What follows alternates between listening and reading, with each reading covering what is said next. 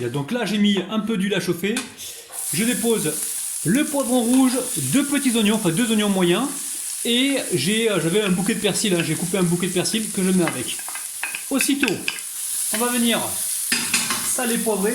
Donc très peu de sel, hein, parce qu'on va rajouter tout à l'heure sur les œufs. Donc on y va mollo. On poivre un petit peu. On va cuire ça pendant environ 3-4 minutes, voire 5 minutes. Hein. Alors après ça, vous récupérez ici des épinards. Donc là, j'ai environ 3 belles poignées d'épinards que j'ai émincés. Et on vient les mettre donc avec les autres légumes. Alors après, c'est vous qui voyez, hein, si vous les salez ou poivrez. On l'a déjà fait une première fois, donc pour moi, ça ne sert pas à grand chose. Donc là, je vais laisser les épinards tomber et ensuite, on passera donc à la suite de la recette, les amis. Alors, comme d'habitude, on va utiliser mes 2 compagnons de toujours, donc la moutarde et l'harissa. L'harissa, les amis, petit clin d'œil à la Tunisie qui consomme beaucoup d'harissa. Donc là, on va mettre, hop là, une cuillère, une bonne cuillère à café. Hein. Après, si vous aimez ça, faites-vous plaisir, les amis. Alors, je récupère un maximum de moutarde qui reste dans la cuillère. Hein. Opération Rabinou le Radinou. Hein. Là, je vais juste mélanger. Alors, je vais peut-être rajouter du paprika. C'est la seule épice, enfin, à part le sel et le poivre, c'est la seule épice que je vais mettre. Donc là, un petit peu de paprika. On va dire, on peut mettre une cuillère à soupe, les amis. Hein. C'est tout. Hop là.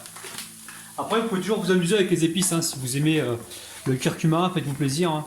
Curcuma, cumin. Mais attention, ne mettez pas des grosses quantités. Hein. Restez toujours raisonnable.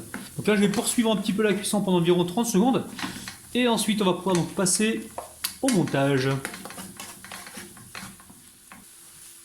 Alors, juste avant le montage, ici, j'ai des pommes de terre que j'ai cuites donc, dans la friture. Là, j'ai environ 5-6 pommes de terre, on va dire. Allez, 6 pommes de terre que j'ai coupées en petits morceaux, tout petits morceaux. Et je les ai cuits dans une friture.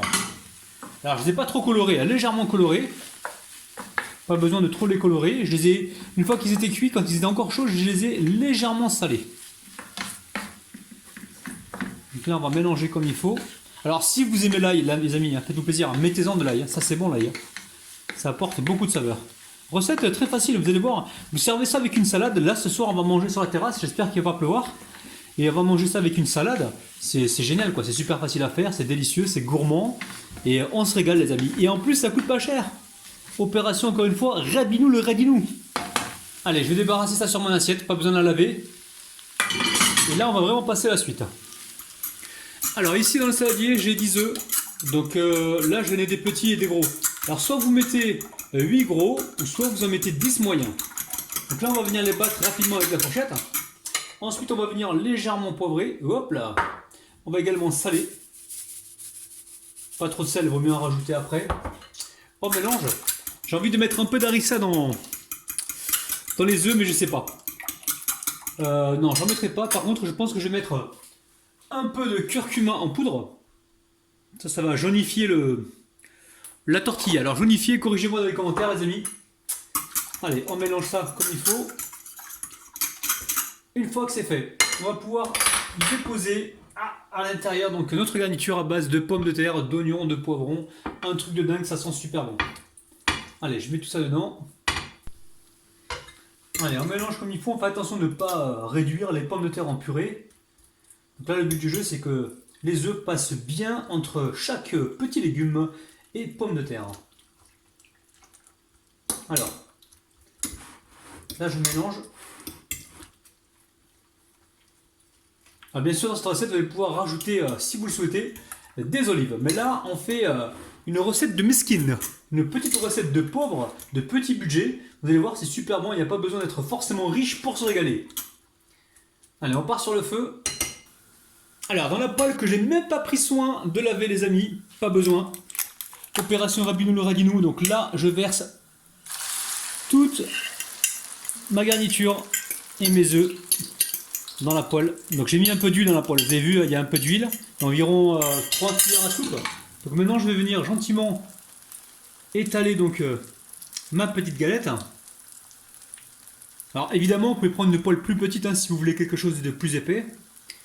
Ou faire comme moi, prendre une grande poêle pour avoir quelque chose de plus fin. Alors là, j'ai baissé la température, je suis sur un petit feu moyen. Ici, j'ai du kiri, donc vache kiri ou kiri, hein, vous prenez ce que vous avez, un fromage à tartiner. On en met un petit peu, ça apporte de la gourmandise, de la saveur, vous allez voir. Recette de ouf. Et en plus, c'est des produits que vous avez tous dans vos frigos, ça. Hein. Et dans vos placards. Hein. Pommes de terre, vous en avez. Des oignons, vous en avez. Des poivrons, pareil. Le fromage, vous devez avoir plusieurs sortes dans le frigo. Vous pouvez faire avec ce que vous avez. Si vous avez du camembert et pas de kiri, vous prenez du camembert. Il n'y a pas de problème, les amis. Hein. Recettes de Rabinou, elles sont toujours modulables. À souhait, les amis. Alors, je vais venir ici enfoncer mes bouts de fromage. Je vais faire même mieux que ça, hein. Je vais les tremper carrément, comme ça quand je vais les retourner tout à l'heure, ils ne vont pas brûler. Là, il faut absolument qu'ils s'imprègnent dedans. Donc ça, les amis, faites-le au départ, hein, quand vous mettez donc votre fromage, arrosez-le aussitôt avec ce qui peut rester comme jus en fait. Justement, comme ça, quand vous allez le retourner, il ne va pas brûler. Normalement, on est sur un feu doux, donc il n'y a pas trop de risque. Donc là, on bouge l'omelette, je vais dire la galette comme ça. Et on voit, hein, si ça se décroche bien, c'est que c'est bon signe. Donc là, pour l'instant, on est sur un petit feu moyen. On va rester comme ça, encore quelques minutes. Et on va juger donc si le dessous est cuit. On le juge en fait en voyant ici sur les côtés. Dès que ça commence à prendre un petit peu, c'est qu'en dessous, c'est en train de cuire. Et on le voit aussi, hein, ça commence le liquide commence un petit peu à disparaître. Donc je vous dirai le temps exact que j'ai mis moi en fait pour cuire le premier dessous. Alors quand on bouge la poêle comme ça, et qu'on entend le petit bruit, c'est que dessous ça a pris déjà. Donc là, ce que je vais faire, je récupère une assiette et je verse gentiment ma galette dessus. Vous avez vu les amis? Elle est directement sur comment on appelle ça, sur l'assiette. Donc maintenant je vais juste poser, donc la poêle dessus et d'un geste rapide, je vais retourner la poêle. Donc là vous voyez, hop là je mets la poêle dessus. Bismillah, hop là. Alors maintenant, avec souplesse et délicatesse, je vais retirer l'assiette. Attention, rapide de ne pas te brûler. Même si je brûle, c'est pas grave, hein, c'est pour la bonne cause. La bonne cause, c'est vous les amis. Hein. Regardez-moi ça, c'est un truc de dingue. Donc là, on va baisser le feu et laisser cuire gentiment pendant, on va dire, environ 2 minutes. Alors pour moi, c'est bon, j'éteins le feu, c'est cuit. Alors je vais la présenter sur le côté le plus joli. Donc là pour l'instant je ne sais pas quel est le côté le plus joli. Donc ce que je vais faire, je dépose mon assiette par-dessus. Hop là, je retourne la galette et regardez-moi ça les amis. Le côté où il y a le fromage est fabuleux. Donc je vais la présenter sur ce côté-ci. Je sens qu'on va se régaler. Oh là là là les amis. Voilà famille, on va se couper une jolie part. Hein. Ça donne vraiment envie. Hein. Et franchement si vous ne savez pas quoi faire un de ces quatre comme recette, faites-la celle-là. Hein. Elle est super facile et je vous garantis que vous allez vous régaler. Ça se coupe comme un gâteau, c'est un truc de ouf. Là c'est la tortilla du miskin. Hein. Le miskin en arabe c'est le pauvre. Mais bon, quand on dit pauvre c'est pas méchant, hein. C'est vraiment que la recette ne contient pas énormément de choses à l'intérieur. Hein.